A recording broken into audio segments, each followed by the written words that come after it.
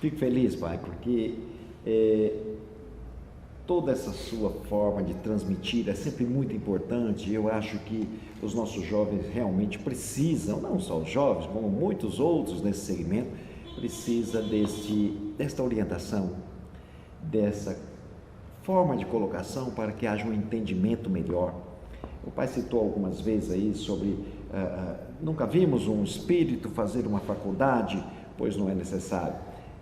No nosso sagrado livro também tem Jesus, com toda a sua grandeza e sabedoria, também não cursou nenhuma faculdade, mas transmitiu com grandeza toda a sua sabedoria, todo o seu conhecimento, em nome dessa grandeza desse nosso Deus.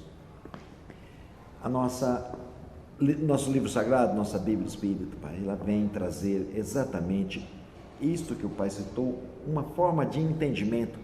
Ela não veio para modificar, ela veio para que possamos fazer a interpretação desse caminho sagrado que nos faltava no nosso caminho religioso. Eu me lembro, Pai, uma atriz muito famosa disse, estava ela, o padre, o pastor e todos, ela disse, puxa, eu cresci dentro do Espiritismo e estou vendo o padre com o seu livro sagrado, estou vendo o pastor com a sua Bíblia, e eu como umbandista não tenho, como espírita não tenho. Eu passei a ela uma mensagem, disse, agora você já tem, filho. Agora Deus e os Espíritos tomou as providências necessárias para que nós também pudéssemos ter esse caminho sagrado. Ouvir o Pai é sempre uma honra, porque traz uma história, traz a sua verdade, e que todos nós, mais jovens, precisamos ouvir, aprender e praticar acima de tudo. Eu queria pedir ao Pai esse caminho, essa grandeza do nosso caminho espiritual. Sinto que tem muitas dificuldades no ensinamento ou no aprendizado. Então eu queria dizer ao Pai como fazer, o que o Pai pensa e que caminho deveríamos seguir para trazer um ensinamento maior aos nossos irmãos umbandistas. É importante essa pergunta. A cultura na mediunidade, já falávamos, sendo repetitivo, que a cultura da mediunidade quem traz é a entidade. A obediência e o respeito da educação cultural do médium depende da evolução dele. É importante, até me faz lembrar uma pergunta dessa que me fizeram, e eu disse, olha meu irmão, eu tive estudo, procurei estudar, procurei me evoluir, tudo, mas não me lembro uma hora que eu empreguei o que eu estudei dentro da minha mediunidade com os meus orixás. Porque se começa a mediunidade se praticando bem, se contribui com a mediunidade sendo honesto consigo próprio. Não interessa que os outros achem você desonesto, interessa que você seja honesto para você. Em terceiro, é importante você ter sempre uma terapia ocupacional envolvida dentro daquilo que você se responsabiliza. Agora, me perguntam o que se faz para evoluir o médium, é ele ser culto para si, não para a mediunidade, para a vida. Porque a responsabilidade dele como médium é um, como ser humano é outro. Essa função de tudo é que muitas vezes deixa muito a desejar certas maneiras de dizer como o guia faz, que guia é certo e que o guia é errado. Existem, inclusive, dentro dos nossos meios, até faculdades que falam a respeito da etnia, da entidade. Eu acho que não fala muito a respeito da espiritualidade. Fala da formação do ser humano, do desenvolvimento da cultura, que tem que enfrentar a mediocridade ou a cultura evolutiva da nossa sociedade. Aí é outra coisa. Aí sim, o médium deve saber falar, se instruir, ser educado, ser amigo, ser honesto, aprender a guardar segredo, aprender a respeitar os segredos dos outros, acima de tudo, assumir a sua responsabilidade com dignidade e a qualquer custo ser responsável pelos seus atos dentro do seu trabalho espiritual, não culpar a entidade quando as suas falhas são do ser humano. Então, eu acho importante que certos estudos estão indo para doutrinar o que nós temos que enfrentar, a sociedade, o comportamento da sociedade. Prova tanto que nós, obediente às leis da nossa pátria, onde estivermos, estamos usando até máscara, que agora no momento, até peço desculpa, mas estamos num distanciamento, respeitando a contribuição das normas da lei. E isso faz com que a obediência seja importante. Dentro dos colégios de Umbanda, dos colégios de Candomblé, não pense que nós estamos esperando formar sacerdotes com íntegra de cultura, de faculdade. Nós queremos formar homens que respeitem, mulheres que respeitem. Quando eu me refiro a homens, eu a congrego na pluralidade masculina e feminina. Mas eu digo a você, meu irmão, é muito bom aumentar a educação cultural, mas não confundir que eu estou evoluindo o caboclo, ou evoluindo o preto velho, ou Ogum. Não, eu estou educando o médium para se introduzir dentro do ambiente da sua missão missionária, sacerdotal, ou seja, ela como ela for. É importante, gosto. Eu queria fazer mais aproveitando toda essa bagagem de vida que o pai tem dentro do caminho sagrado. Ainda vou aprender muito, viu, papai? Eternamente, eu costumo dizer, pai, nas minhas palestras, que seremos eternamente aprendizes. Isso. Eternamente aprendizes. Mas eu vejo, pai, eu queria aproveitar essa sua experiência, o senhor aí com o Superior Órgão de Umbanda, ouço esse nome, fico muito honrado, porque ainda muito jovem, foi um dos primeiros órgãos que fui convidado para assistir uma palestra dos senhores dirigentes, e me recordo, jamais esqueci, na atual presidente na época, chamava Dona Joana, e eu, jovem ainda, lá estive. Então, quando eu ouço falar sobre o Superior Órgão de Umbanda, foi o primeiro órgão que eu estive quando jovenzinho, ainda buscando conhecimento. João Batista Menezes de La Dessa era o presidente, né? Então, e eu na época, fiquei muito feliz por poder ver já os senhores vividos, os seus colares, nos transmitindo informações, e fico muito feliz por esse órgão estar atravessando os tempos. Sei das dificuldades, mas fico muito feliz por isso. E eu queria dizer, pai, o senhor, por ser membro de um órgão desse, hoje eu sinto que se um ser qualquer quiser abrir uma instituição religiosa, um terreiro, um templo, um ilê, como queira, ele simplesmente pode fazer. Pelas leis, não é? Pelo CNPJ, pela Receita, enfim, prefeitura, ele simplesmente pode fazer. A minha pergunta, pai, eu não sei como anda esse caminho, mas a minha pergunta é, nós não precisávamos ter assim um caminho melhor nesse sentido? Ou uma lei que desse o direito de um sacerdote formado, preparado, abrir uma instituição? Ou, eu estou perguntando pela posição do senhor no órgão. Já pensaram nisso, pai? Um exemplo, não seria uma lei que perseguisse ou proibisse, mas se nós tivéssemos uma lei, um exemplo, que nos desse o direito de abrir essa instituição legalmente sobre documentação, isso, aquilo, outro, mas que comprovasse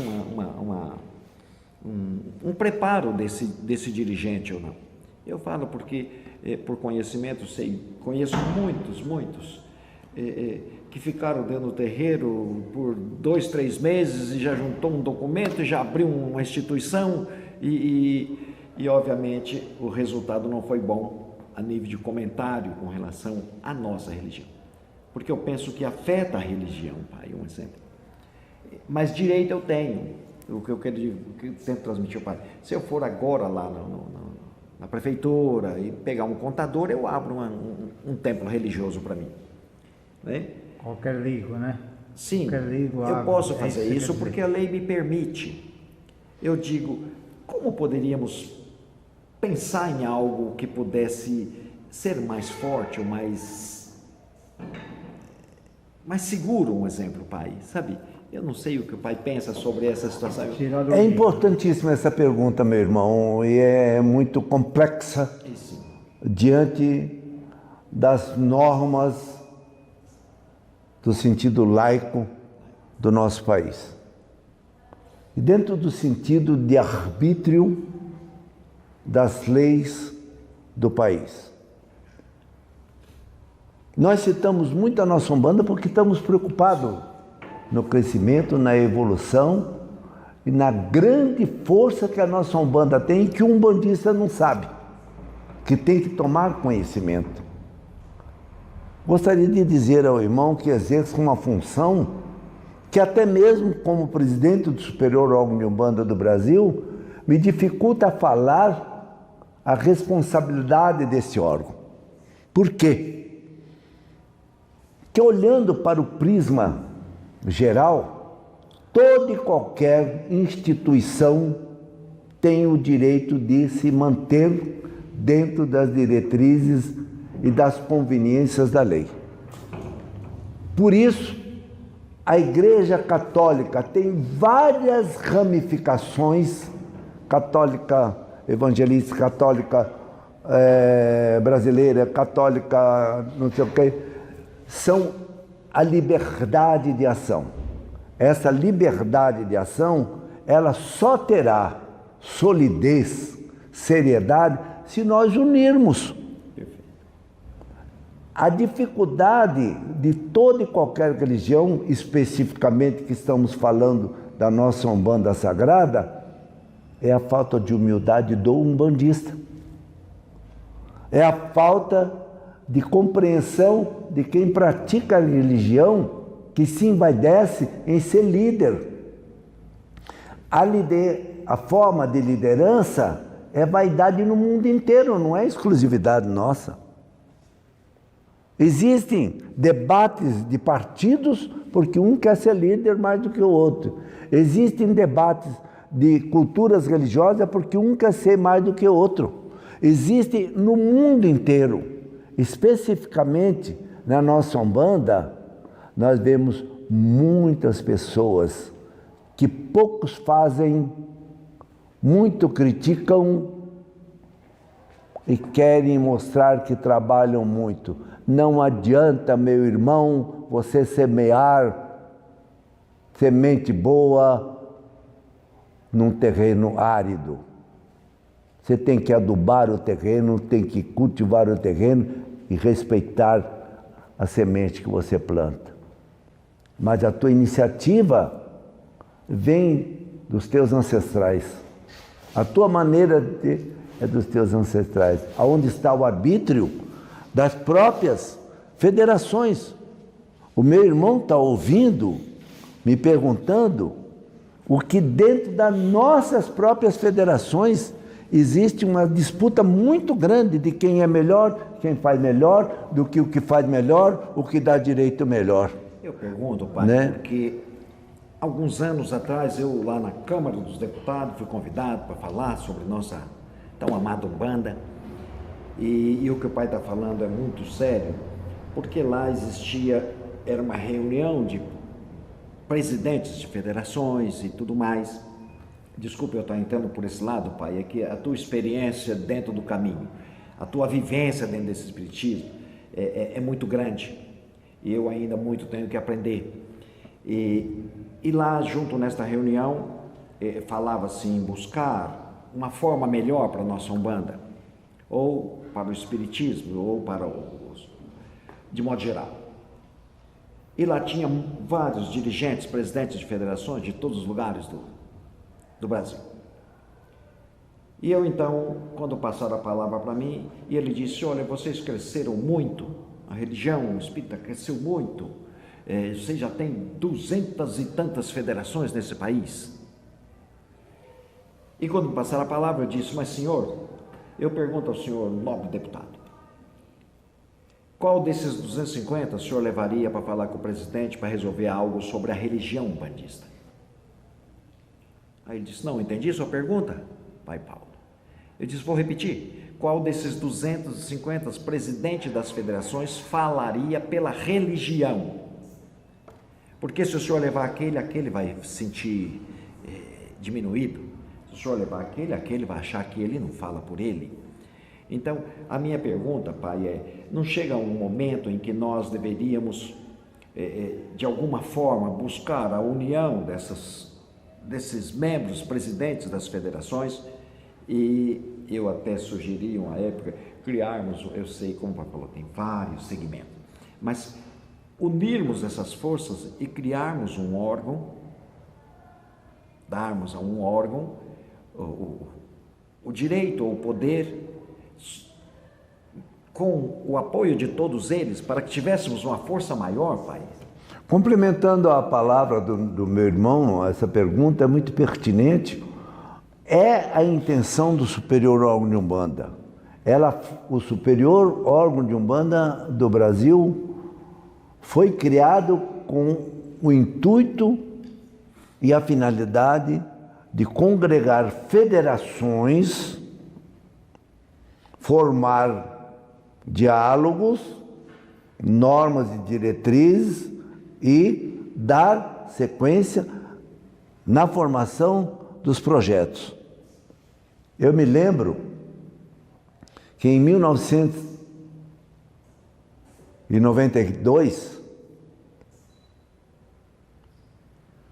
97, eu já como presidente superior órgão de Umbanda de São Paulo, do estado de São Paulo, que ainda não era do Brasil, eu formei uma das melhores diretorias já existente dentro do órgão superior órgão de Umbanda. Corpos de advogados dos mais ilustres advogados de São Paulo. Corpo de todas as formações que são exigentes de um estatuto. Só que nós temos um problema, meu irmão,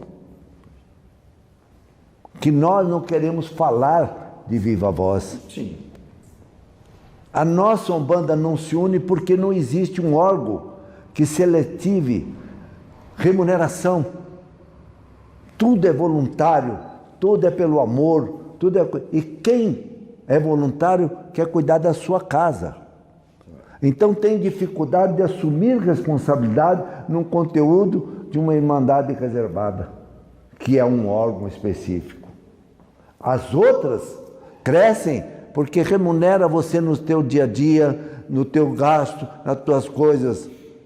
Já taxaram a nossa Umbanda como Umbanda da humildade, como Umbanda que você tem que fazer a caridade. Para com isso, para com isso. Não confunda a Umbanda que faz caridade com o guia e a entidade dentro da Umbanda que faz caridade. Você tem que cobrar do teu médium a mensalidade, cobrar o que você faz dentro da tua casa, se faz um banho de defeito, porque não é bem por aí. Não adianta você tirar o sustento dos teus filhos, da tua esposa, para envaidecer o que não é necessário. Se é necessário, se for necessário, tem custos. Até para plantar um lindo jardim, se você não comprar semente, você não compra, não planta um jardim. Se você não tiver o adubo que custa dinheiro, você não vai cultivar. Entende? Então a compreensão da matéria com o espírito não existe muita compreensão para isso.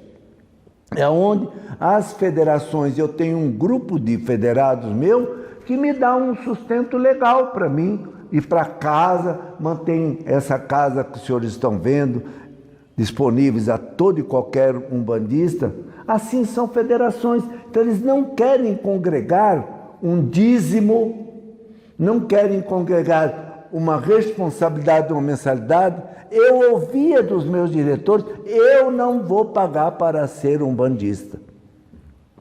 Eu não vou pagar para pertencer a órgão que não faz nada. Jamais você conseguirá fazer alguma coisa se você não tiver recurso. Não tiver recurso, isso é verdade. Não tiver meios para isso. Para manter uma casa sagrada, lá vai vela e nós não fabricamos vela. Lá vai defumador e nós não fabricamos defumador. Lá vai luz, água, tudo isso é um custo. É preciso. Não, meu irmão, até para complemento do meu irmão, nós fabricamos. Nós fabricamos. Nós temos vela, nós temos defumador, nós temos fábrica de tambor, de atabaques, nós temos tudo. Só que não damos valor a quem faz dentro da nossa religião. Damos o nome a outras pessoas. Eu já fui em casa de umbanda, meu irmão, que eu perguntei, como é o nome do seu terreiro? Eu não sou umbandista. Eu sou evangélico e dono de casa de umbanda. Entende? Então, são os falsos profetas imbuídos nas falsas pessoas. E isso nós somos coniventes. Por quê? Fábrica de vela, que é gasta na nossa umbanda, o umbandista não compra de umbandista. É uma pena. É uma pena ou não é? É uma pena. Eu me lembro de um amigo meu que eu tenho, papai, Joãozinho da Gomeia, lá do Rio de Janeiro, ele esteve aqui na minha casa. Em 1992, 86. Ele esteve aqui na minha casa, mostrando os defumadores dele, que ele fazia, as ervas que ele fazia. Eu fui lá no Rio ver. Uma casa humilde, mas rica de amor. A casa do Joãozinho tinha de tudo, mas humilde. Sabe onde que ele fez melhores negócios? Vendendo para os evangélicos, vendendo nas casas de umbanda que eles assumiam, porque era comércio. É comércio, é dinheiro, é lucro. Então eles não estavam querendo ver quem é. Não, você vê fábrica de imagem que nós compramos para ilustrar o nosso congá, que é dono, quem são donos? Os evangélicos que condenam, apedrejam, espezinho e quebram nossas imagens. Está cheio no Brasil. Faça uma pesquisa. É verdade. Faça uma pesquisa. É o que cabe a mim dizer para você, meu irmão que está me ouvindo. Todo aquele que fala pelo dom do Divino Espírito de Deus, ele é espírita. A única religião que fala com o Espírito é a nossa umbanda sagrada, é o nosso candomblé sagrado. Assim mesmo, nem o candomblé fala porque ele fala pelo buzo, ele fala pelo odum. Agora a umbanda fala pelo Espírito, fala por intermédio do médium. A nossa Angola, o nosso falam quando a transformação do médium está em transe, muitas vezes vem o caboclo, vem o preto velho também. Olha a nossa Jurema, olha o nosso batuque, olha a nossa religião. É pena, meu irmão, que falar de Umbanda é falar de uma enciclopédia. Desenterrar a cultura e a beleza que tem um galho de arruda, que tem um ramo de guiné na mão de um orixá, é um milagre de Deus. Aonde a importância da vela hoje está na claridade dos caminhos ou na diversidade de achar o ligeirismo do merecimento. Acham muitas vezes que acendendo centenas de velas está a posição do milagre. Às vezes, não. Teu pensamento firme, uma vela serve. Porque a vela é instituída pela lei de Pentecostes. É a luz que ilumina e que clareia a tua fé. E clareia os teus caminhos. Eu vou acender uma vela para o meu anjo de guarda, eu vou acender uma vela para o caboclo. O caboclo não precisa de vela. Agora acenda para iluminar os teus caminhos, para que você acredite na luz do caboclo, do preto velho e do Exu. Perfeito. Então, quanto mais eu costumo dizer para os meus jovens aqui, seja luz. Seja luz. Aonde você, de vez em quando, passe um paninho na tua luz, porque se você mostrar a tua claridade, você vai ver quão é belo acreditar nos Espíritos de Deus.